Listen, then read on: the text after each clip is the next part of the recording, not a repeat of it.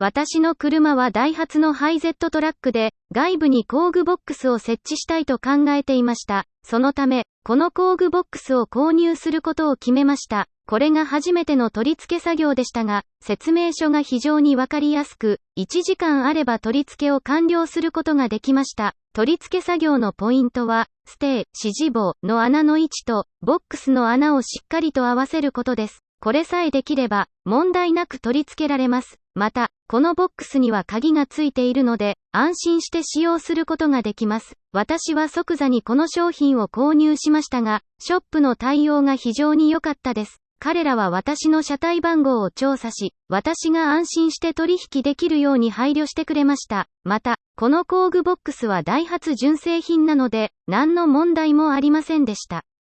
ご視聴ありがとうございました。概要欄から販売ページを開くことができます。